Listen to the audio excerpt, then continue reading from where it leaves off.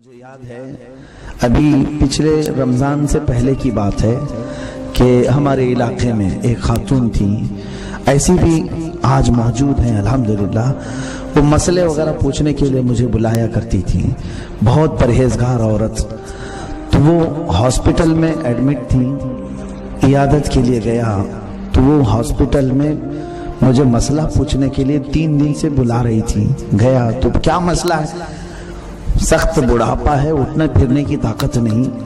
وہ مجھ سے یہ مسئلہ پوچھتی ہے کہ ہاسپٹل میں نماز پڑھنے کے صحیح انتظامات نہیں، کیا میں اپنے بیڈ پر سو کر کے نماز پڑھ سکتی ہوں؟ تو مجھے دل بھر آیا، امت مصطفیٰ میں اب بھی لوگ ہیں جو نماز کی قدر کر رہے ہیں۔ وہ مریضہ ہے اور آخری وقت تھا۔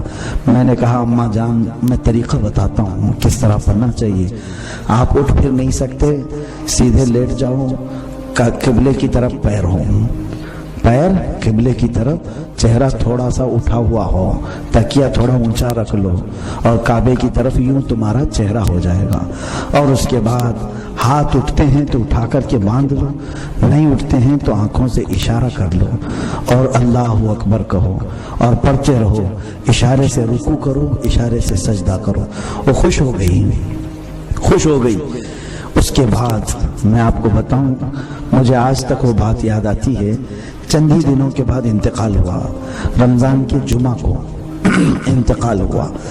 اس کے دوسرے دن ان کے بیٹے اب بھی ہیں، وہ آتے ہیں، اس بوڑھی خاتون کے بستر کے نیچے چٹیاں رکھی تھی، کچھ پیسے رکھے تھے، وہ لا کر کے وصیت نامہ لکھا تھا، وہ لکھی ہیں میرے نام سے اور اپنے بیٹوں کے نام سے، لکھ کر کے رکھی ہیں، لکھوا کر کے رکھی ہے، لکھ کر کے۔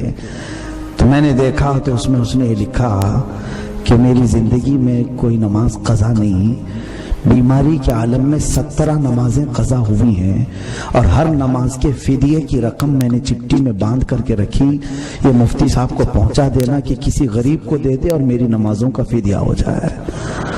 اللہ اللہ، اس خاتون کا میں نے نماز جنازہ پڑھایا تھا، اور بڑے فخر ہوتی ہے، بڑے فخر سے کہتا ہوں اللہ کے ایسے پاکیزہ بندے بھی ہیں جن کو مولا پوری طرح سے پاک کر کے اٹھا۔